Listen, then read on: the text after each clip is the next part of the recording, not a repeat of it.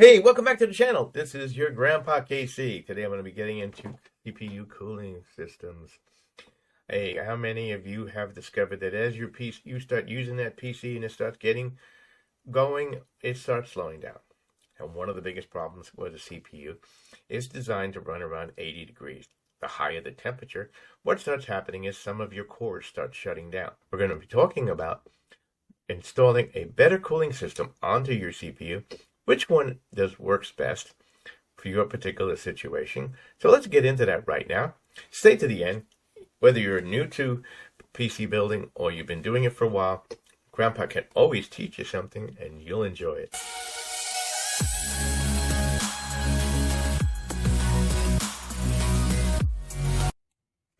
Now, this happens to be a friend of mine who brought over his PC. He wants to increase the efficiency of the cooling because he says that the CPU has been running hot, and we checked the thermal grease and that was fine, and in this particular situation, and he wanted to upgrade these.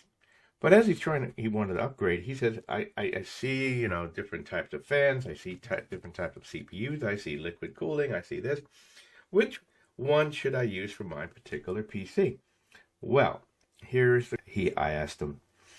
His first thing on the motherboard, you normally have a CPU connection, CPU cooling fan connection, and then you normally have 1, 2, or 3 other connections to connect your case fans. Well, in his case, he only has 2.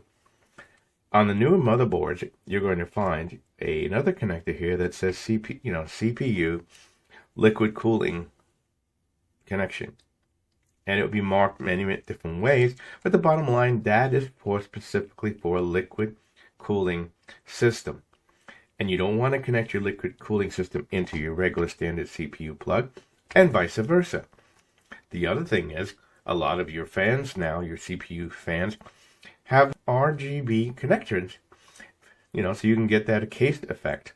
Well, if you're going to buy one like that, you need to check to see your motherboard, do you have an RGB connection? If you don't have one, then you need to realize that, because if you spend the money on that, you're going to have to buy a separate controller to be able to light that up. Are you getting some of these ideas? The other thing, of course, is that once you've taken off your CPU cooling fan, prepare for the new fan, there's usually a mounting plate that comes with it. Well, your older mounting plates are like this one. This is one for an LGA 1155, which is what this particular motherboard is. And it'll fit over and go into the holes. But on your newer motherboards, such as your LGA 1200 or LGA 1700, the CPU is larger. Therefore, you have to have more cooling area, a bigger heat sink. So they now come with adjustable mounting connectors. So in this particular case, this is not designed for this particular motherboard, but in this particular case, this is built for a 1700 motherboard, and I can adjust these pins inward or outward to fit the individual motherboard. The other thing you have to be in consideration is on these type of motherboards, if you have an AMD motherboard, this mounting system may not work, because some of the new AMD motherboards actually have the screw holes already built into them for you to connect the cooling fan. So there's a lot of considerations that you need to do and think about before you do this. Let's go on to actually picking a fan. Let's look at a standard PC setup, normally with stock cooling. Basically, normally on today's PCs, you have 2 fans in the front, with a filter of some type, gradient to keep the dust out. It goes across the PC and then out the back, and it's sucked in by your GPU and your power supply. Some PC cases have a opening on the top for ventilation where you can add additional fans to. Some do not. One of the things and problems that people face when they put in a liquid cooling system such as this is room. Liquid cooling systems, you have two things going on there. You have a radiator and a cooling fan. And they come with 1, 2, 3 cooling fans. Well, does your case support this? As you can see here, a double cooling system with a radiator takes up a lot of room. And if a lot of times with the older PC cases, you have a CD-ROM which is mounted on top. And if it's mounted on top, you're not going to be able to fit this on your unit. The other thing you always have to remember, if you're going to put any cooling fan into the top of your PC, is there a filter on there? You'll see it is a mesh. And that mesh is designed to prevent dust from getting into your PC. Well, you need to remove that mesh because you don't want to restrict airflow. The mesh is good in the front of the PC because the air is being drawn in and you want to prevent that dust from getting into your PC. And that, of course, should be brushed off periodically. But on the inside of your PC, you don't want a mesh. You want everything blowing out. Now, if you don't have the room, there's two alternatives to that. One, of course, is you can take a single cooling fan system where the radiator has one fan, and you can mount it either to the back or to the top of the PC. I personally would always recommend that if you're using a liquid cooling system that you mount it to the top of your PC after you've removed the mesh.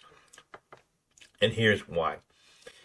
One of the problems you're going to experience is you have a radiator there, and that radiator restricts airflow. And as it restricts airflow, and you want to have the most airflow with the least amount of noise, when you put it to the back like this person has done, now you have one problem going on. You have that single cooling fan blowing air out through the radiator, and you have two cooling fans or one cooling fan on the front of your PC blowing air, and then that's not going to be sufficient. What I would personally recommend is that you take that liquid cooling system mounted on the top of your PC, and so that it will blow out the top, and then you have a separate case cooling fan like we saw before that will work with you. So I'm hoping this information is being helpful for you. Don't forget to comment, to like, share, and subscribe. What are you thinking so far? Which way are you leaning? Liquid cooling or standard? Let's go into more information. So let's look. We have liquid cooling fans and we have your standard mount. Well, your liquid cooling fan simply has a unit that's going to plug onto your CPU and draw through liquid the heat away to a radiator. The other ones you're going to look at when you're mounting one of these on is you're going to see number of tubes, copper mounted tubes. You can see them there. The greater the number of tubes, the greater heat distribution. So when you're looking at one of these systems, you want to get the one with the most tubes for your specific CPU. And remember what I said. Know which one you're ordering from, whether it be an 1155, 1200, 1700, whatever it is you're ordering for, make sure you know and order the right one. The other thing is some of these have RGB and some of them don't. Well, if your motherboard doesn't support RGB, remember you're not going to be able to plug it into the motherboard, and you'll have to use some kind of separate controller. So those are the main things that you're going to need to look at when you're buying one of these cooling systems. So to finalize all of this, the bottom line is what you choose will depend upon your motherboard itself and your case. Number one is what is the socket type? Number two, does your motherboard have a dedicated socket to be using a liquid cooling system? If it doesn't, you shouldn't be using it. Number three, does your motherboard support RGB? If it doesn't, don't waste your money buying a cooling system that has RGB built in it, because you're not going to be able to use it, or you're going to have to buy something special to connect to it. The other thing is we have to look at is, again, can the cooling system fit my case? where are my cooling system fans going to mount? And like I said, in this particular one, they've mounted it to the back. Can it mount to the top? If not, well, that's the other thing. And always remember that when you're mounting this, if you're mounting a cooling fan to the top of your PC case, if there's an air filter built onto it, you'll see it has a grating that prevents air from getting in. You want to remove that because if you're blowing out, you don't want to have that there. Number one, it's going to cause air restrictions. Number two, over a period of time, that's going to get clogged. And that's going to reduce the airflow and cooling effect of your PC. I hope this information has been helpful for you. Grandpa's always trying to explain it to you in simple terms that when you have the correct information so that you can make the correct decision. Again, don't forget to like, share, and subscribe. Buy us a cup of coffee, become a channel member. Put it in the comments. What kind of CPU cooling fan did you choose? Was it effective for you? Thanks very much. Don't forget to check out my other PC building videos and other videos and product reviews that we have. Thanks very much. Have a great day.